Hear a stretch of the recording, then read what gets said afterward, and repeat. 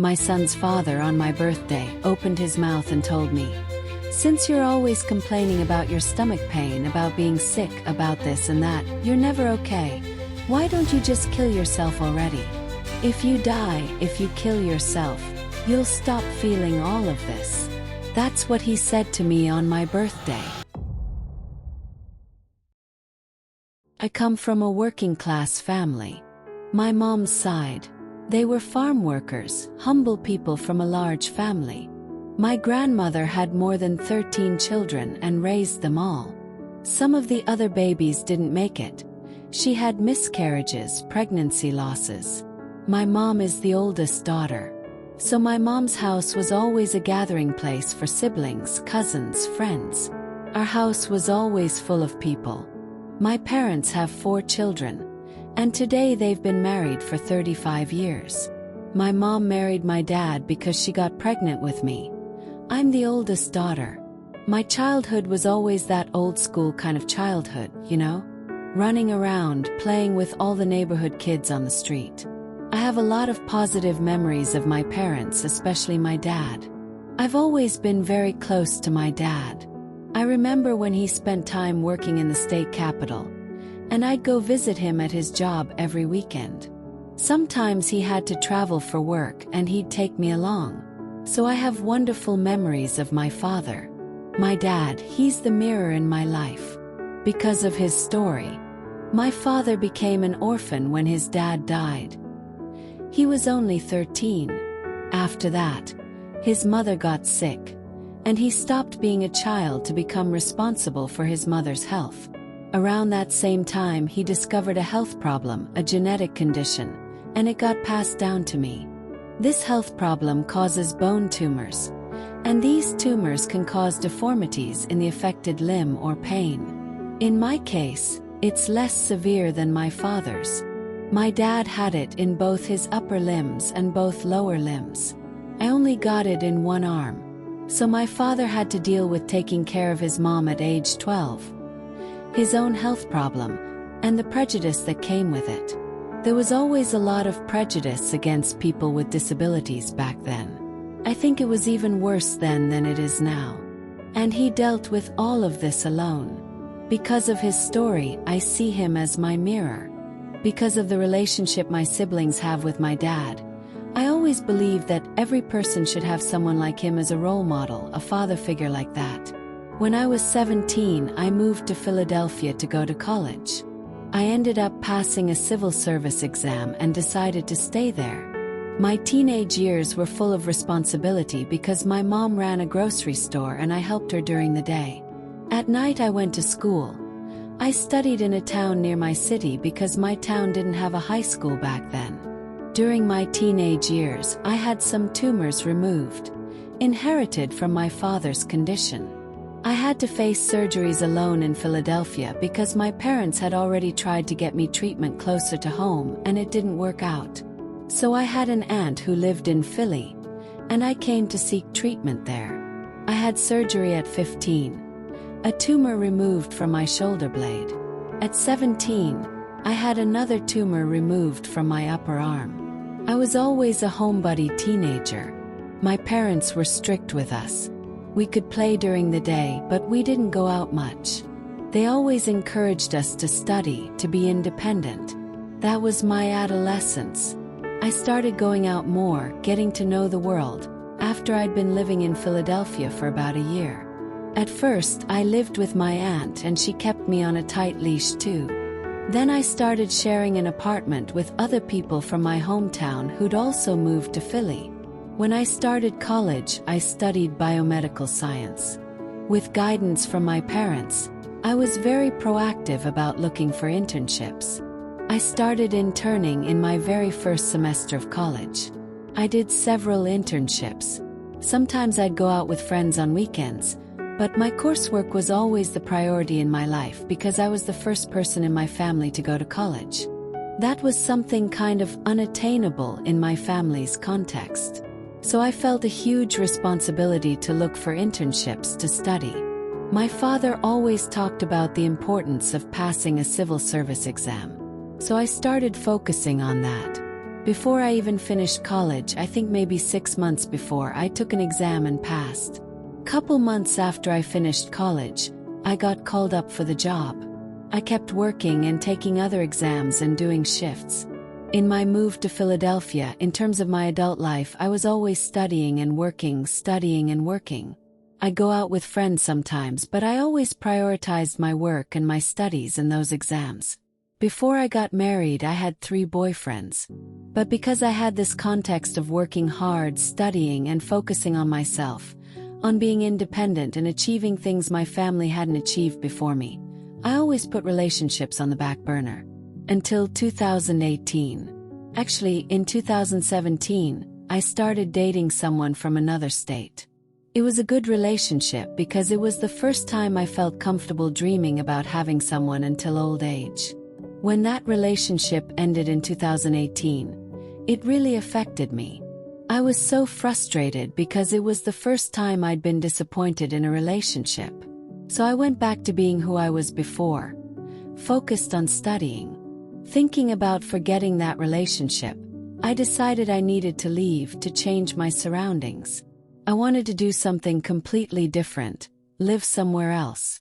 I even thought about moving to another country. But then an opportunity came up, a job opening at a company that manages federal hospitals. It was the first time this company had done a nationwide hiring process. So I could take the test in Philly and compete for positions in other states, even as far as Oregon. I passed the exam and I was excited about the possibility of going far away, starting fresh, getting away from everything. I wanted that experience so badly that I stopped wanting to leave my apartment, stopped wanting to meet new people. I didn't want any distractions from my goal. But in that context of not wanting to meet anyone, I ended up meeting my ex, my son's father. First, I was very clear with him. I told him, look, I don't want anything serious with anyone. I'm moving to another state. That state is really far away. I don't want a long-distance relationship. I already had one and it didn't work out. I don't want to go through what I already went through. I met him through social media. We started chatting on Instagram, Facebook, WhatsApp. But because I was fixated on the idea of living in Oregon, of living in another state and not wanting relationships, I didn't pay much attention to him. He kept asking me to go out, but I was always on shift. I worked constantly. I worked way too much. Then one day when I was home, he said, "Come on, let's meet up. We keep making plans and it never works out." So we made plans, we met, and when I met him I had a good impression. He was really cool. The next day, it was a Saturday, we went to the waterfront and spent the day talking. Monday we met up again. Then we started seeing each other more frequently. He had a daughter who was 14 or 15 at the time, and he lived with her. I met his daughter, started going to his place, and I started to admire him. But I always made it clear that I didn't want a relationship because I was planning to move. Then the pandemic hit. I was supposed to be called for that job in Oregon, but because of the pandemic, everything got put on hold with no timeline. That left me vulnerable. Vulnerable enough to let myself enter into this relationship. I started going to his house frequently. One day he said, "We're hanging out so often, what are we? Are we dating?" I said, "But what about my situation?" And he said, "When you get called for that job, we'll figure it out. But we have to live in the present." So I started dating him. Because I worked so much, one day on, one day off, sometimes I'd sleep at his place and the next day he'd take me to work. Sometimes I'd go to work and he'd pick me up afterward and I'd sleep at his house.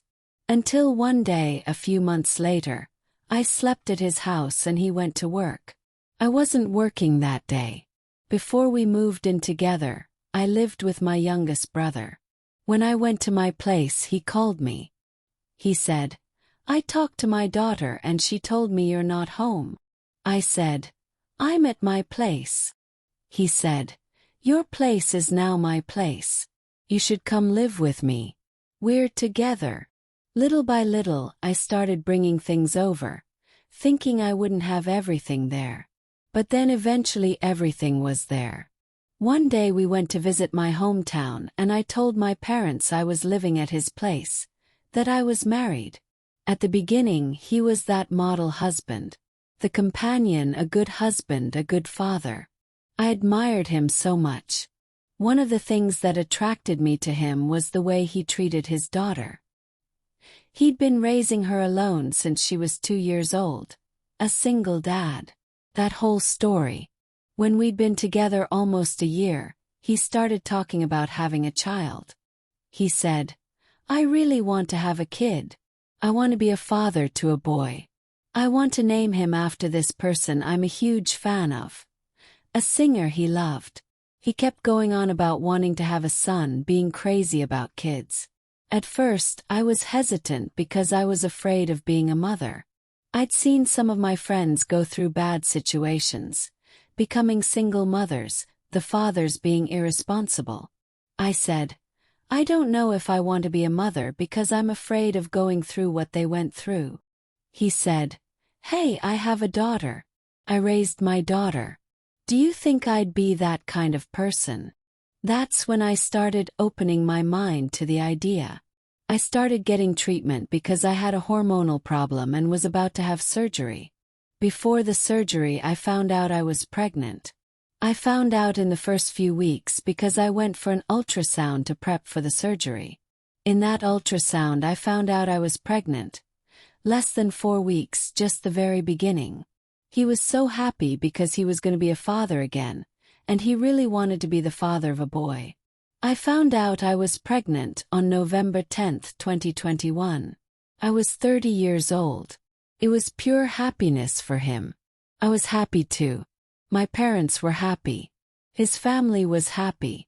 It was this huge context of joy. Going back a bit, as soon as I moved in with him, his parents started being part of our daily routine because his mother had been diagnosed with Alzheimer's. So she'd come over for lunch every day and sometimes for dinner or coffee. When I found out I was pregnant, he had a problem with his daughter and she went to live with her mom. Since it was still during the pandemic, pregnant women were kept away from work environments and put on work from home. So I stayed home. When his daughter went to live with her mom, I became responsible for taking care of his mother, my mother-in-law. I give her breakfast, lunch, dinner. Shortly after, I started giving her baths because she couldn't bathe herself anymore. I started taking care of her completely. His father, I just give him lunch. But for his mother, I did everything. I got pregnant in November, found out in November. I was already taking care of his parents, especially his mother. A few days before Christmas, that day was really hard on me. His mother, of course unintentionally because I understand her health situation, but she had a lot of accidents and I had to keep cleaning her. I was exhausted. I was pregnant, my blood pressure was dropping. It was a really exhausting day. When he got home, he came home acting strange. He came home looking weird, barely spoke to me, went into the bedroom and locked the door. At one point I picked up his phone. When I looked at his phone, I saw him talking to someone on Instagram. The person said, "I thought you were married." He said, "No, I'm not married. She was just a pandemic hobby." We fought. I told him I wasn't going to be responsible for taking care of his mother anymore because I thought it was absurd. Me taking care of his mother. And at the end of the day he says this about me and my son because I was pregnant. We almost broke up. But that moment was when he started showing who he really was. Unfortunately, at that moment, a sabotaging feeling began to awaken in me. I need to forgive him because I'm pregnant and my son needs to have a father. So I forgave him. In February, we found out my son's sex. He was over the moon because it was a boy. It was his dream to be the father of a boy and to name him after that singer he loved. There was all this happiness. In March 17th, 2022, we had to do an ultrasound, the second trimester morphology scan. That day, more chaos began in my life. In the ultrasound, they detected some of my son's health problems. They said he had a small head, that he'd be missing his nasal bone, that he wouldn't have his right arm, that he'd have a problem with his leg. There were so many things. At that moment on that day he was my safe haven. I went into despair because I'd done previous ultrasounds and everything had been fine. That day, this flood of problems appeared. I thought the doctor was lying. I went looking for another doctor. The other doctor said, "You're fine, everything's normal." He said, "Have faith. If you stay sad, the baby will feel it. He's fine." He was my safe haven that day. But he ran away. He ran away to Miami. That was a Tuesday. Exactly 1 week later he woke me up and said, "Look, you better pack your things and go to your parents' house." I said, "Why? I'm not just packing something." He said, "No, because you're going to have this child who's full of problems. I've spent my whole life thinking about other people, forgetting about myself. Now I need to think about myself. I can't let this ruin my life. So you better go to your parents' house." I literally woke up like that. I said, "Come on, let's talk. You don't just wake up and throw this at me." He said, "No, it has to be like this. I can't let this harm my life. I need to think about myself. I need to think about my happiness. I need to think about my future." I went to my hometown. I didn't say anything to my parents, didn't say anything to my friend who became my son's godmother. I stayed there for a few days. A week later he contacted me. He said he'd thought it over, that he'd talked to his parents and his father, that he had a son and wanted to raise this son. He asked me to come back. So I came back to Philly. I had to do another ultrasound. In that ultrasound the doctor said, "Look, Mom, I think your child really won't have a complete hand. I think he'll have these 3 fingers. I don't think he'll have the ulna. He'll have the radius and these 3 fingers." For me, it was a shock because I was already praying that everything the first doctor said was a mistake, that it wouldn't happen, that my son was fine. But then the doctor said, "Look, his head is normal. He has a nasal bone, but I can't see his complete hand." This was when I was about 8 months pregnant. I didn't want to do another ultrasound because every time I did one, something bad happened. I was traumatized. On July 20th, my son was born.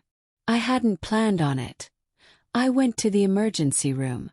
I didn't give birth with the obstetrician who'd been seeing me. I went to the ER. I hadn't packed a hospital bag because in my head, he'd come with his 2 little arms, his 2 little hands. When Benjamin was born by C-section, I tried natural birth, went through labor induction, but it didn't work and I had to have a C-section. When the doctor caught him, she said, "Mom, did you know your baby had a health problem?" I said, "The little hand, right?" She said, "Yeah, but he also has a problem with his little foot." My ex was with me. I looked and said, "How is he?" He said, "He's fine." But it was such a big shock for the medical team. I saw my son for like 2 seconds.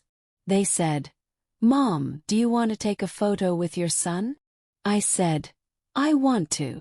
So they turned my son toward me, I looked at him, they took the photo, and my son left. They said they needed to take him for tests. My son was born at 9 in the morning and I didn't see my son until 6 at night. I think these are signs from God. About 15 days before my son was born, a friend of mine said, "When your child is born, ask if he pooped in the womb, because my son pooped in his belly and had to be hospitalized." I had that in my mind. I started asking the nurses, the doctors, if he'd pooped, and no one told me. I kept checking his diapers and I only saw pee, no poop. The next day at 5 in the morning, the doctor who delivered him came to make rounds. I said, "Doctor, I'm finding it strange because my son hasn't pooped yet. He pooped during birth." He said, Don't worry, because a newborn has 48 hours to poop normally. But I had that in my head. When 10 in the morning came, 24 hours after my son's birth, he still hadn't pooped. I took off his diaper and saw there was no poop. I saw his but looked kind of different. I went into despair. I told his father, "Look, my son's but isn't normal." He said, "No, that's all in your head. You're a first-time mom, it's normal." I said, "No, I'm going to call the nurse, call the doctor." He said, "No, you're crazy. We're going to get discharged in a little while. If you say something, we won't get discharged. We'll have to stay here. I want to go home." I said, "No, we're going to see what's happening with my son because he's not okay. My son seemed fine. Only in my mother's heart he wasn't." I said, "You're going to call the nurse now." I started shouting. He called the nurse. The nurse looked and said there was nothing wrong. I said, "Call the pediatrician." The pediatrician examined my son and said, "Mom, there really is something wrong with your son." She said there was no surgeon in the hospital at that moment, but she'd call a pediatric surgeon to come examine him. After about an hour, the pediatric surgeon came to see my son. The surgeon said, "Look, Mom, I don't have good news for you. I'll need to do an X-ray just to confirm what I'm sure of, but I need to show you." He did an X-ray, and when he came back he said, "Look, your son's intestines, instead of ending at his butt, ended up in his urinary system. We need to transfer him now to do emergency surgery. If we don't, you'll lose your son. He'll need to use a colostomy bag." I was in shock. I had no reaction. My son was transferred to another hospital because the hospital where he was born couldn't do this type of surgery. He needed an ICU and they didn't have one. He was transferred. I couldn't go with him because I'd had surgery. My C-section was complicated. He went with his father and I stayed at the hospital. The next day my parents arrived. After I was discharged, I went home. But I couldn't keep accompanying my son because I had an anxiety attack from not being with him, from feeling like a terrible mother for not being with my son in his first moments. I had a coughing fit, I twisted a lot, and my surgery opened up completely. I had to go back to the doctor. I spent, I think, 12 days without seeing my son because I couldn't even walk. The surgery opened up about 3 times when it started to close. I'd have another coughing fit, start twisting, and it would open again. One day I told my parents, "I need to see my son." We went to where he was. I asked my parents to stay that night with my son. He stayed, me, my son, his father. The next day I got a lot worse. I had to go back to the hospital for the doctor to see me. He had to drain the area. I stayed home after that. There was a point when my parents had to go back to my hometown and couldn't stay with me. I lied. I fooled my brother and went to the hospital. My father said I couldn't go. His father said I couldn't go. But being next to my son was more important. So I left my pain aside, left everything aside, and went to stay with him because I needed to be with him. I felt I needed to breastfeed him. I spent about 3 days there. My father was upset with me. But since I wanted to take care of my son, I needed to be well. But at that moment, I just wanted to be at my son's side. In my head I thought if I'm okay, my son has to be okay, so I have to be by his side. I went to the hospital, stayed with him until he was discharged.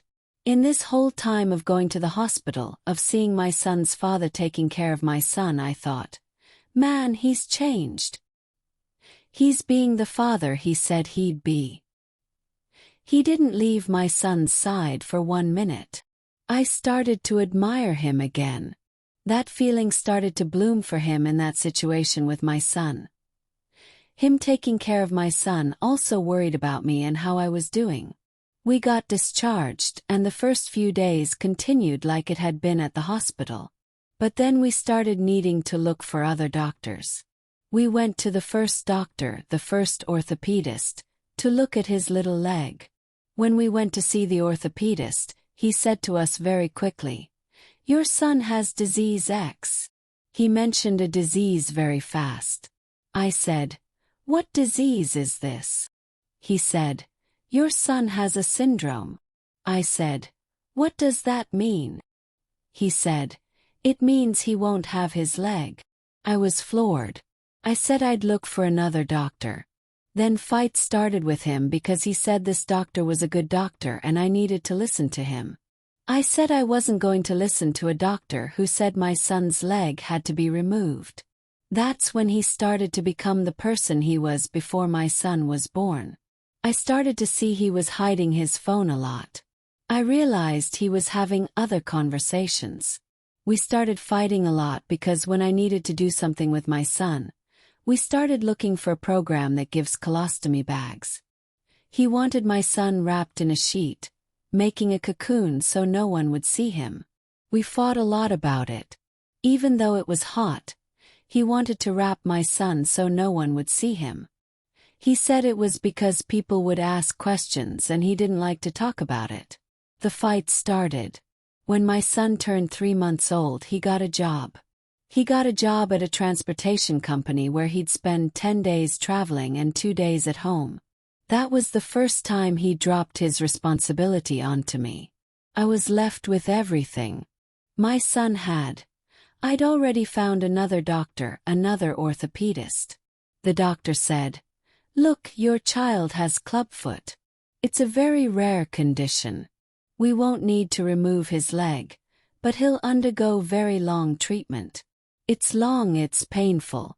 You'll suffer, your child will suffer, but there is treatment. If you want, we'll do this treatment." I said, "Then I want to." The first stage of my son's treatment was putting on a cast.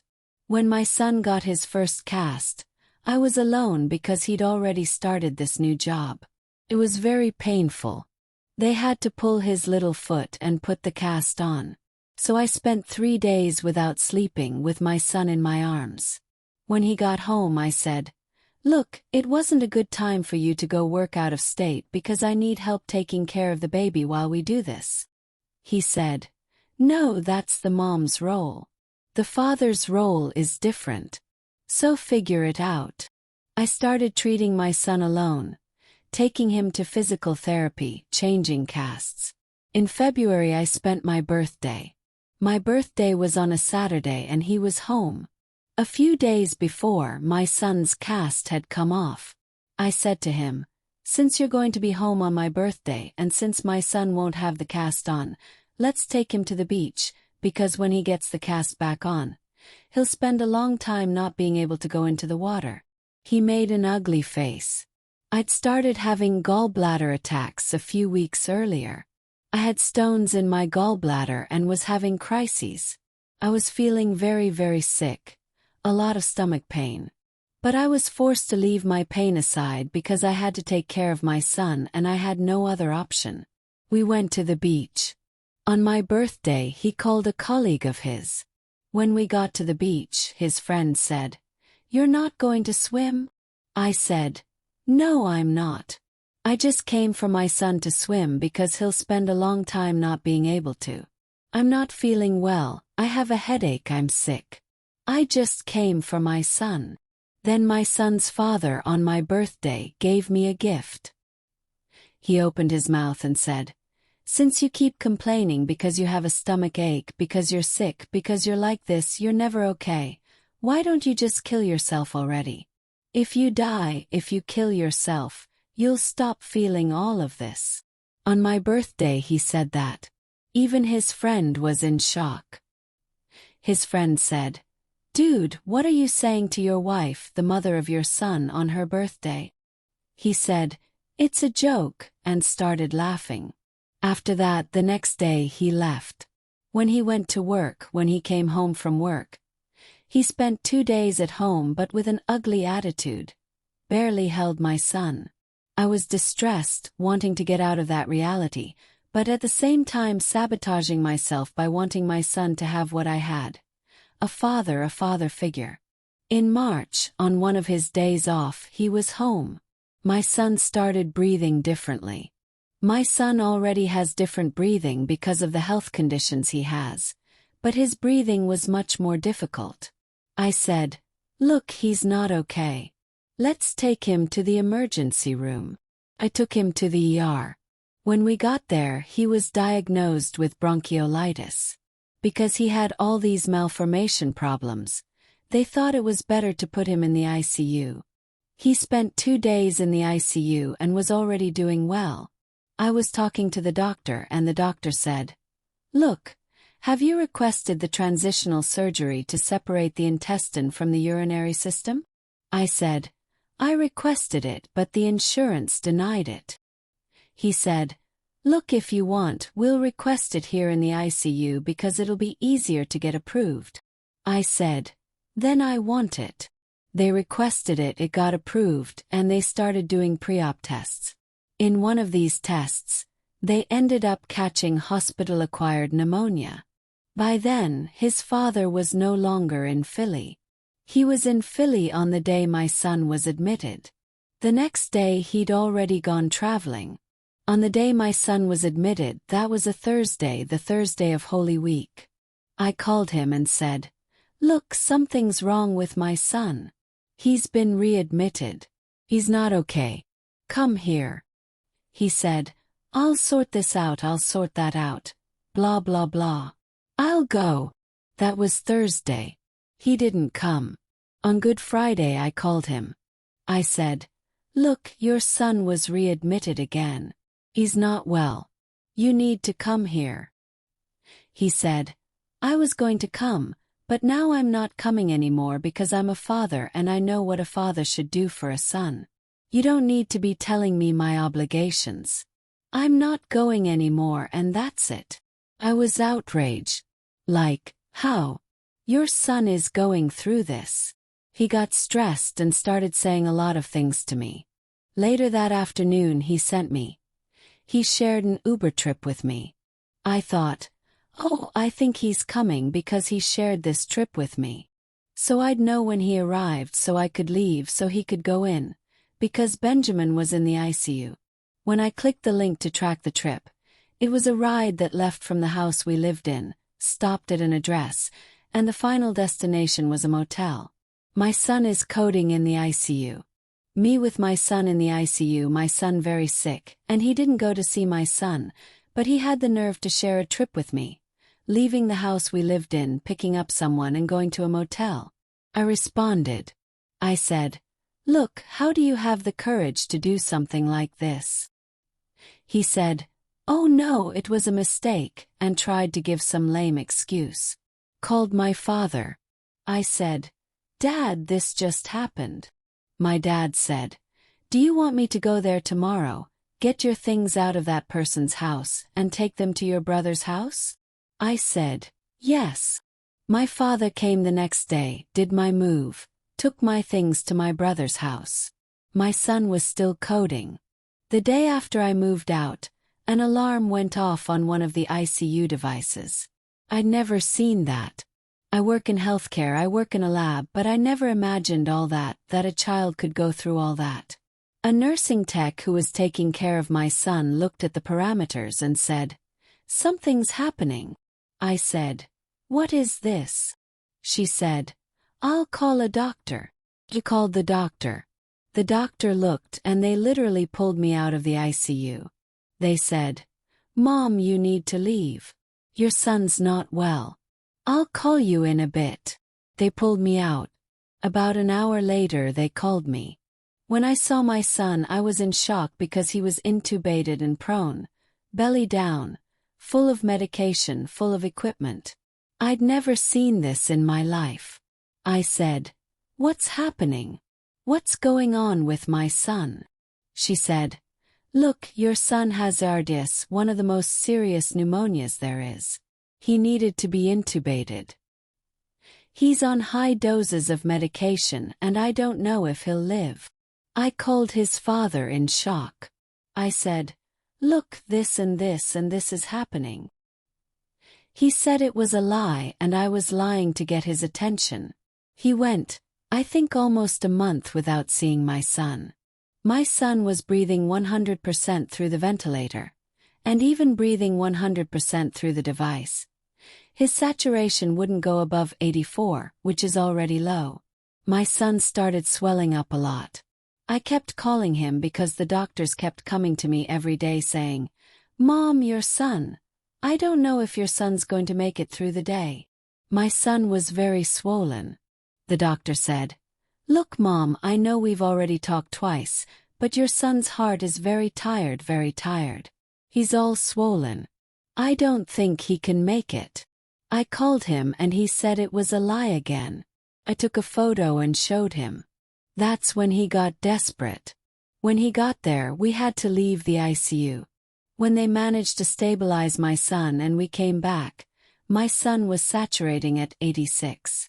When he started talking to my son started saturating 92. There was that joy. He started talking to my son, asking for forgiveness from me, from my son, saying he was going to change. He said he was quitting his job to take care of us. He literally quit his job, but he didn't give up on the other stuff. After he quit his job, he said he was going to take turns with me at the hospital so I could rest, because by then I'd gone more than a month without seeing the sky. I never left the ICU. I was in the ICU all the time. He went to the hospital a few times and ended up staying with my son. We fought a lot because in the ICU context, I was still having a lot of gallbladder crises, gastritis, and labyrinthitis from the stress I was living through. There was a time when I felt so much pain that I couldn't even breathe. I called him and said, "Come stay with my son so I can go to the ER. I need medication. I'm in so much pain. I can't handle it."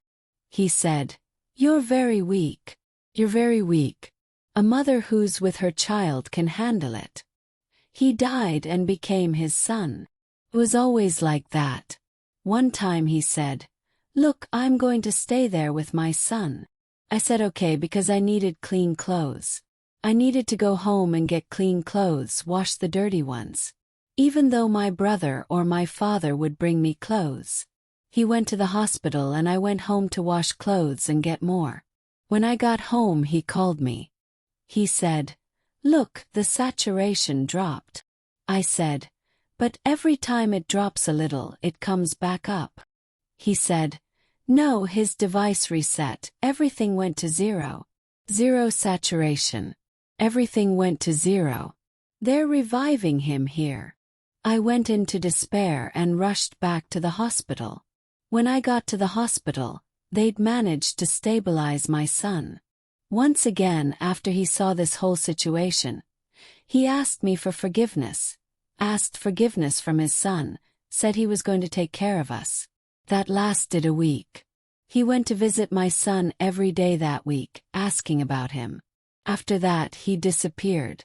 After a while, my son was discharged. I went to my brother's house where my things were, and he only went to see my son a month later. After he saw him, he asked to get back together because he wanted his son, he wanted his wife, he wanted his family. Against my parents' wishes, I went back.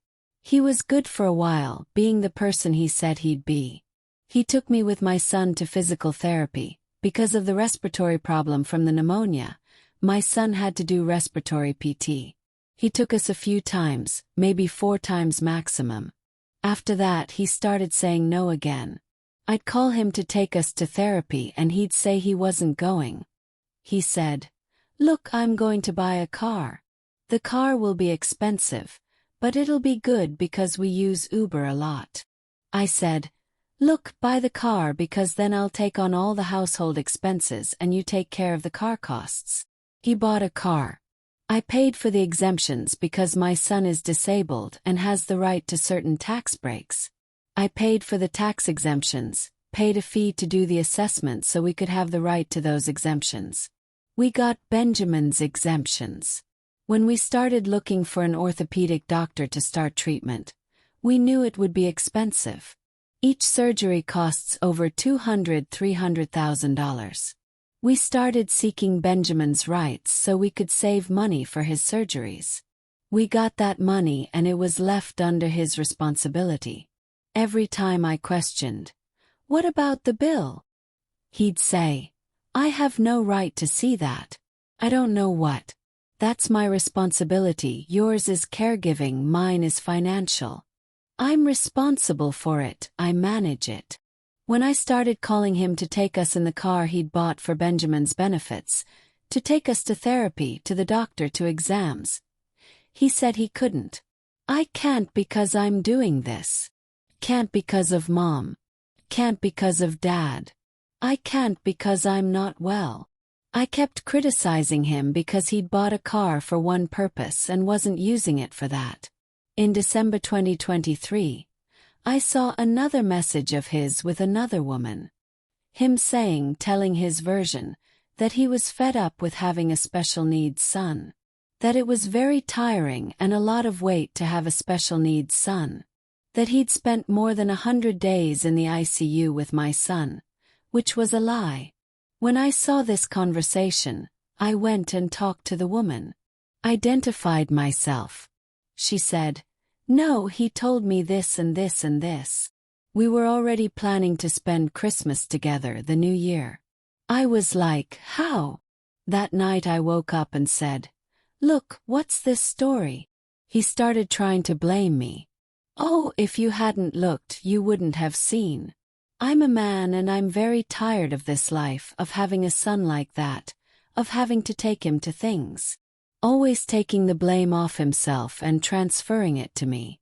One day after I saw all his messages with this other person was the day I was supposed to pick up the requests for my son's surgery. Because he couldn't have surgery at the hospital where he caught pneumonia. He spent 100 days in ICU and had to spend time recovering because he was so fragile. We waited months to be able to run after surgery again. The day I was going to get the surgery request, I said, "Are we going? Are you going to take us?" He said, "I'll be fine." I'd already promised myself that seeing a conversation between him and someone else would no longer make sense to me. That I wouldn't ask him again to take us to therapies. Because there was a moment during my son's ICU stay when I made a promise to myself. I said I'd bear being with his father until he finished his surgeries, because my son was going to have his father by his side at the moment he needed his mom and dad the most. So when that happened, I said in my head, "I'm not going to ask anything more from him. I'll wait for my son to complete his treatments and surgeries, and then I'll separate.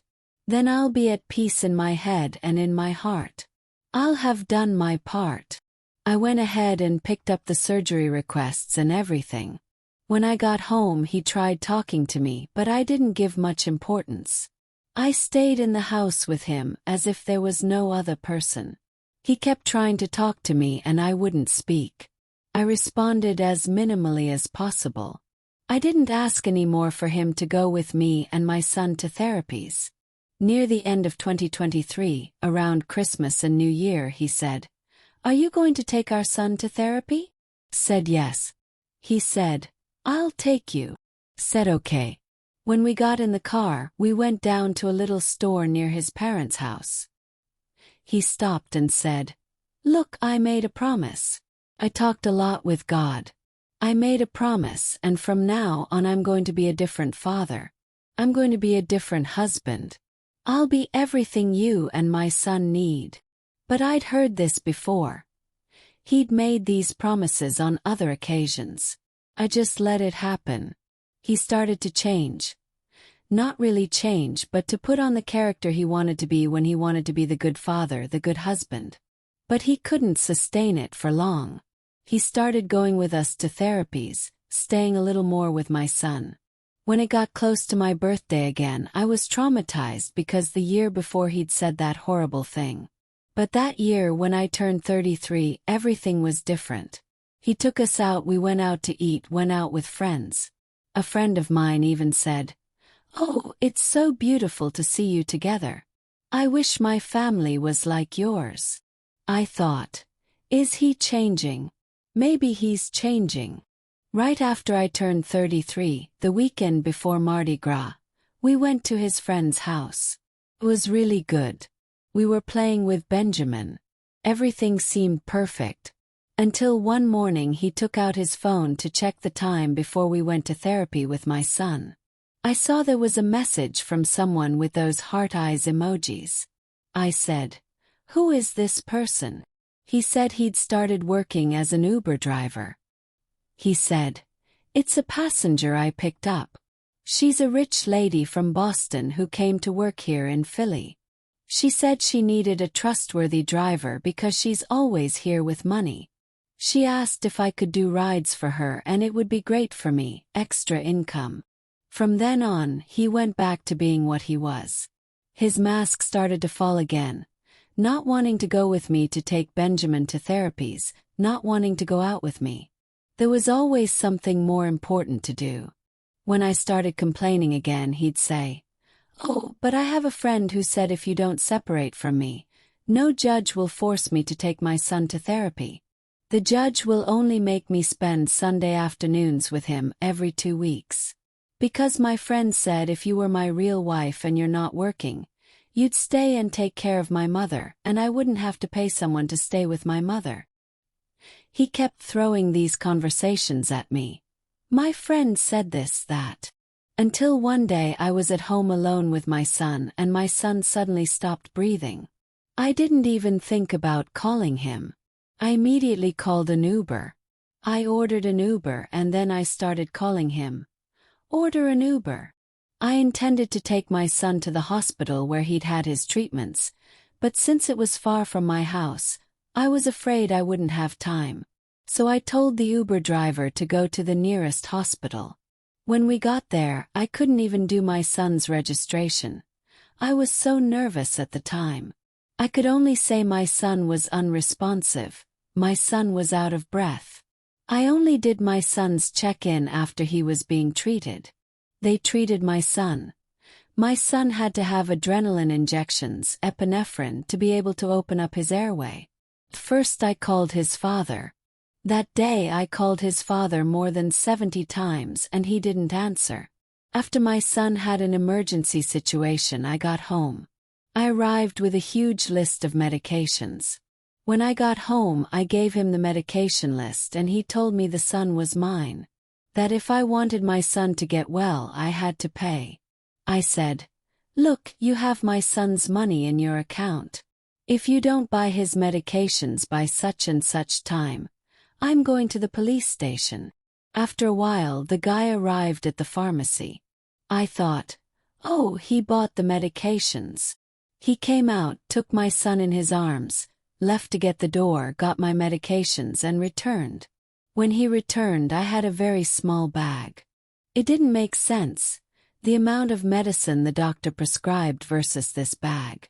But I stayed quiet. It didn't last 2 minutes and I started having trouble breathing because the smell of Vicks filled the house. That Vicks VapoRub smell. When I looked, he had put Vicks on my son, on his forehead, nose, chest, back, and tied a cloth around him. I went crazy. I took my son, grabbed the Vicks, threw it away, threw it at my son's father. I took my son and put him under the shower to get that medication off him. My son was already having trouble breathing. When he put the Vicks on, my son was like gasping. It was distressing to see that. In that moment we separated. There was no longer any way to live under the same roof as that person. In fact, it no longer made sense. But with my sabotaging feelings, I was sabotaging myself all the time, thinking my son needed a father, that I'd made a promise, that I needed to keep that promise for my son to have a father present through his surgeries. But I said, "No, I can't stay here anymore. I'm putting my son's life at risk." I went back to my brother's house. In that context, it was terrible because my son was already used to waking up with him every day, sleeping with us. That did a lot of harm to my son. My son started having behaviors like pulling out his eyelashes, biting his lips, pulling out his eyebrow hairs, crying all the time at dawn. He moved away from my son. He didn't want to pay child support. I kept threatening, "Oh, if you don't want to pay, if you're not going to pay child support, I'll take you to court. Where's my son's money?" He'd always say, "You don't have the right to my son's money. My son's money is my responsibility." I'd already taken out another health insurance plan for my son because the plan he had wasn't approving anything. I'd already been running after another medical team to have surgery on my son. I researched his treatment, found the doctor, got a lawyer. At the end of June 2024, he came and said to me, "Look, an opportunity emerged for me in San Francisco and I'm going to live there. I'm going there to spend 30 days to see if it works out." I said, "How are you going to do this?" "I'm going back to work. We agreed you'd stay with him so I could work. I don't work every day, I work 2 days a week. You said you'd do it. How am I going to do this now?" He said, "No, I have to rebuild my life. I have to do this." He went to San Francisco. After a few days there, he called me saying the situation there wasn't easy. He was even experiencing food scarcity. He said, "Look, I have 2 bananas right now. It's lunchtime and I don't want to eat one now because I might get hungrier later, so I'll wait." That day I felt so bad because I thought, "My God, I'm having lunch and my son's father is going hungry. What's that like?" Felt really bad. I said, "Why don't you buy something?" He said, "Because I don't have money. I'm going to get a ride with a friend of mine at the end of the month, okay?" At the end of the month he came back. He arrived at the end of July, stayed in August, stayed in September. But there was always friction. I couldn't ask him to pick up the bags from the colostomy program. He could never do anything because he always had something more important than my son. He couldn't take my son, even though he was using a car that was in my son's name, using my son's benefits. I managed to schedule my son's surgery, the surgery I wanted to schedule so badly. When I managed to schedule it, they ordered the pre-op exams. I told him, "He's going to need to do such and such exam and this exam will need sedation. I want you to go with me because when he's under anesthesia he gets agitated." Once again, "I'm not going because I have something more important to do." He disappeared. His number went dark without any contact. I tried to contact him through other people. That's when I discovered the whole truth. He was with the person who was supposedly an old, rich woman from San Francisco. He was with that person. The day he said he was thinking about something more important, he traveled to spend a few days at a resort using my son's car. The day he said he was starving was a lie. He was in Aspen with her on a honeymoon. The person who talked to me told me everything. "Look, he's been telling you he's struggling, but he's been living a really good life because the person he's with now is someone who has financial means and is providing a good life for him. He's constantly traveling. Every time he says there's something more important to do and he can't take his son to do things, it's because he's traveling. He's doing this, he's doing that." On the eve of my son's surgery, he left for San Francisco. I couldn't believe it because he'd gone to the consultation with the surgeon and the surgeon said, "Look, this is an extremely complex surgery. It's a very complete surgery. Your child will have to spend 21 days lying on his side. He won't be able to sit. He won't be able to lie on his front. He won't be able to lie on his stomach. He'll only be able to lie on his side. He won't be able to stand up. 21 days like this. This will be major surgery. There are a lot of risks." I was in shock. I thought, how does a person have the courage to abandon their son in this situation? It was the eve of the surgery. I reached out to the person he was with. I said, "I thought this person doesn't know this story." When I talked to her, she said, "Yeah, I know everything. And him being married to you was never an impediment. He'll be the father of your child from a distance because there's no problem. I don't see any need for him to be by his son's side for surgery. He can be there mentally." It was barbaric what she said. A few days before the surgery, I tried to contact him so he'd at least pay part of the surgery instrumentation. He didn't even care. My son's surgery happened. My son spent 4 days in the hospital and was discharged. After a week of discharge, my son's surgery opened up completely. All of it. He had to have the surgery redone. It was a more complex surgery than the first because there were many organs that were infected. There was an abscess leaking fluid from my son's intestine to other organs. It was a very complex surgery. My son had to go to the ICU again.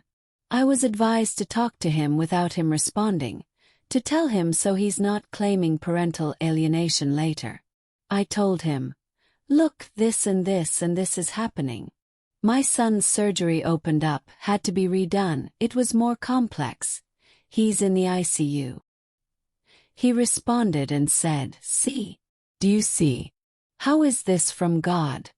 Because while I'm living the best moment of my life, traveling around America and visiting new places, having new experiences, you're there with your son suffering in a hospital."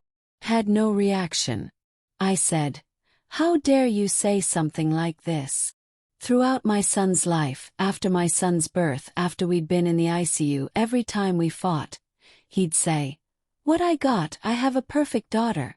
I have a perfect daughter and you're so bad. You're so cursed that you can't even make a son who's useful." At that moment in the ICU, after the surgery opened up, he said the same thing. He said it was from God that this was happening, that I was suffering with my son, that he was seeing how God was working. Everything was working out for him, not for me. I was going through a bad time and he was being happy.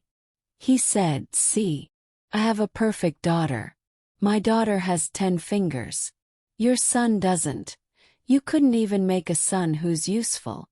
You know, right, that people who are born with disabilities are people who were very bad people who came to the world to suffer. And after they suffer a lot, they'll die. So he won't even reach 10 years old. 7, 8 years and he'll die. So I can't tie myself to this.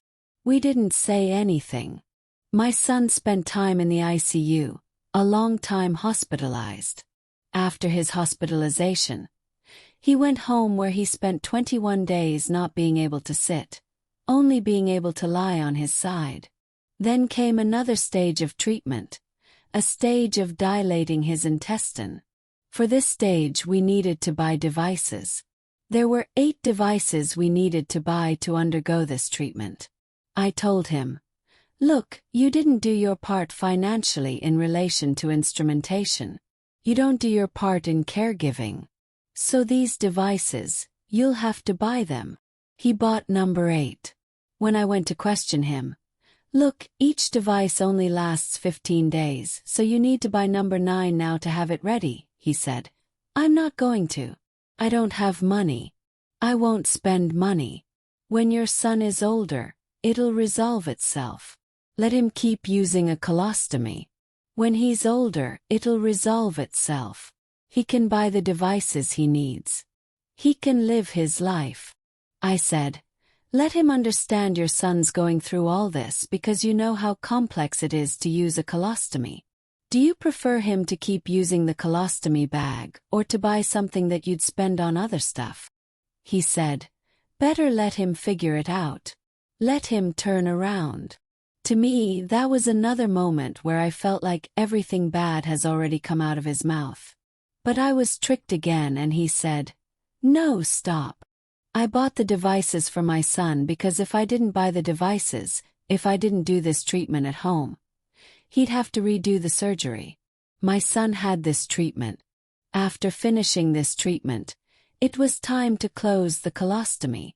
When they closed the colostomy, I told him again, "It's closing.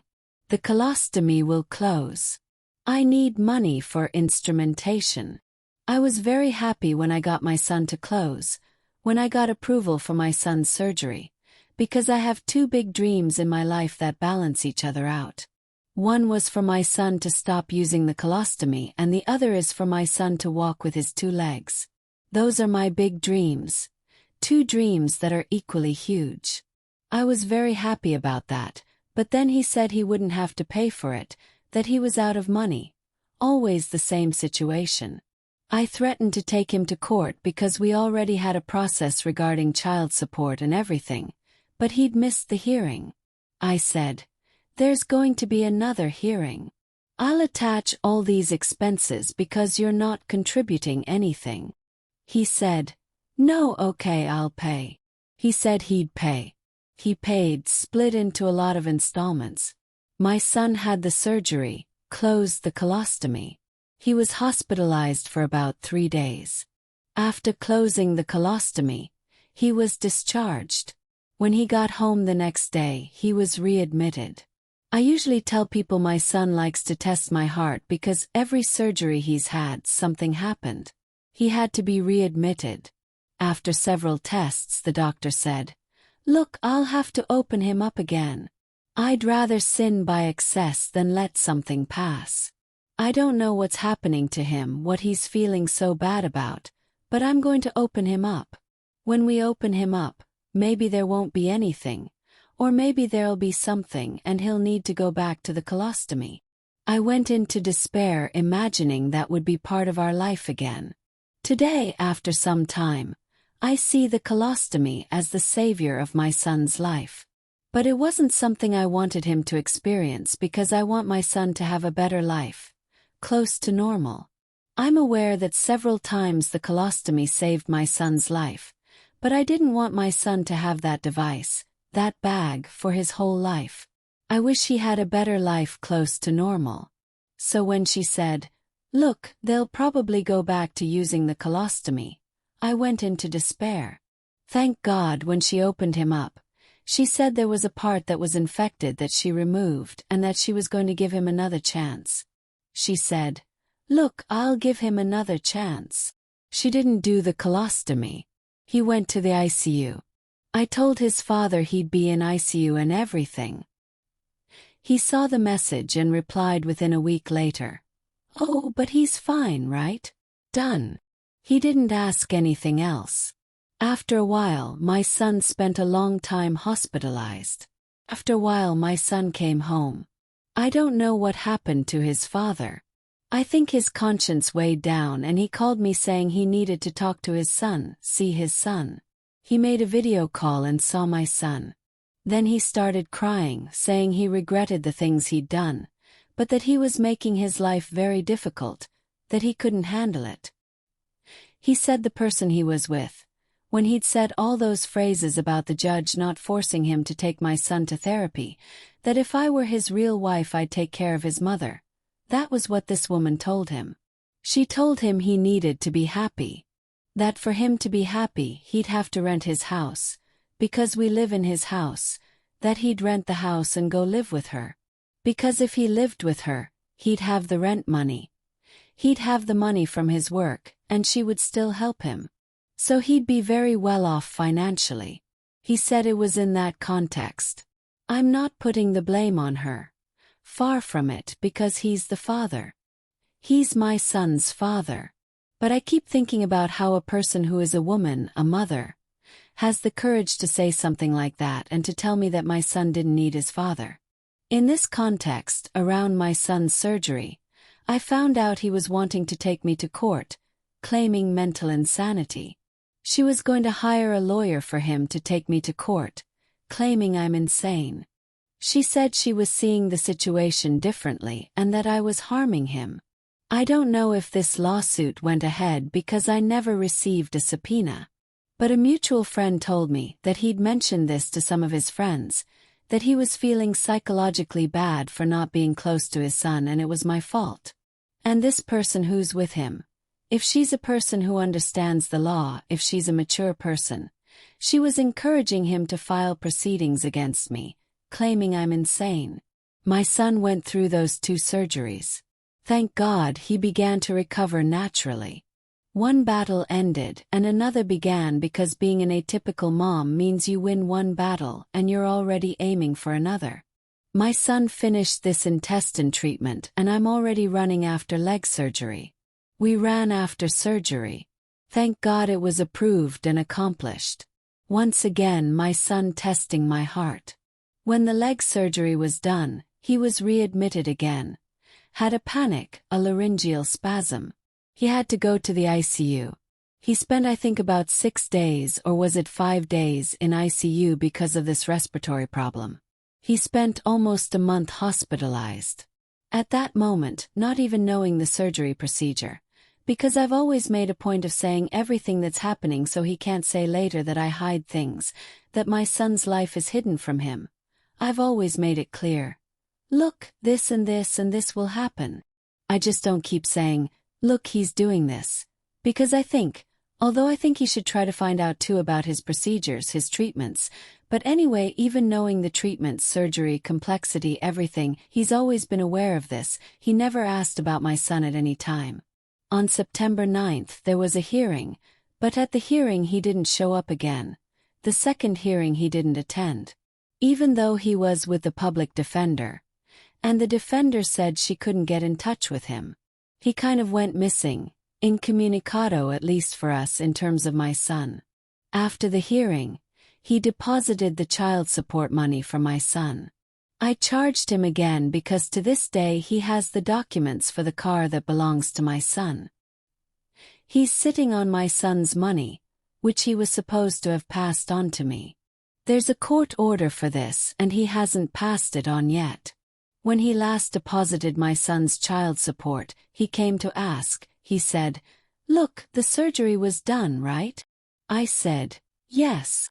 He said, "I saw a photo of him. He's beautiful. He looks a lot like me." I said, "I don't think so. I think he looks like me." He started, "I don't know why you kept saying my son doesn't look like me. You kept saying I abandoned my son, that I this, that I that." I said, "But you did abandon your son." He said, "I'm not being the father of my son, but I do everything to be present in the life of the son of the person I'm with. I take him to school. I walk with him. I talk to him. He's very much my friend." I said, "My God, how do you have the courage to say you stopped being your son's father to be the father of another child who has nothing to do with you?" He got upset. He said one day my son will be proud of his actions. I don't know what action there is to be proud of because everything he did, everything he said about my son, I don't know what there is to be proud of. He blocked me after that. After I questioned that, how do you have the courage to be the father of another child when your child is in ICU? You don't even ask how he is, he had surgery, you don't even ask how it went, you owe child support. He's been owing child support since a few months ago, owing from last year which hasn't been paid yet. They can't find him either because he has no address. The phone numbers he doesn't answer.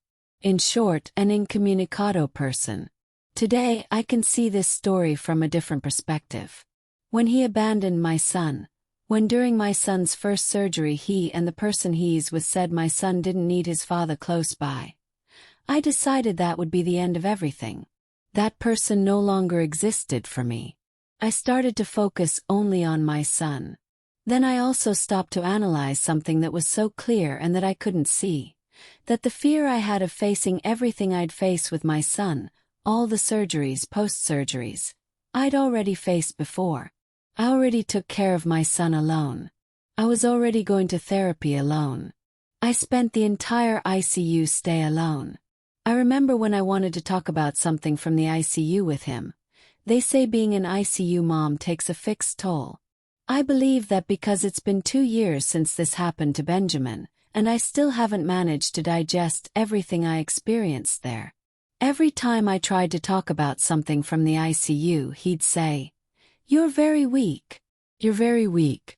Everything you did for your son is what a mother's supposed to do. Everything you did is what a woman does. It was your obligation. You didn't do more than your obligation. You're weak because you couldn't take it.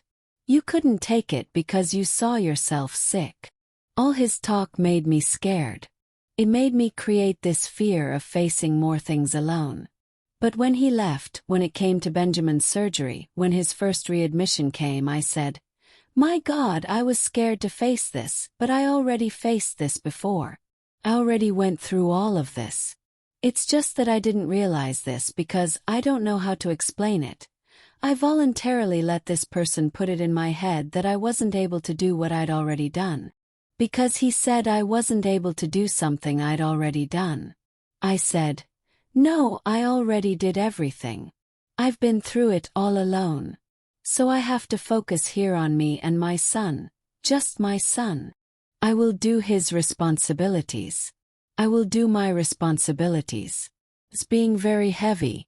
It was and is very challenging to have to live in this atypical world alone, but we manage.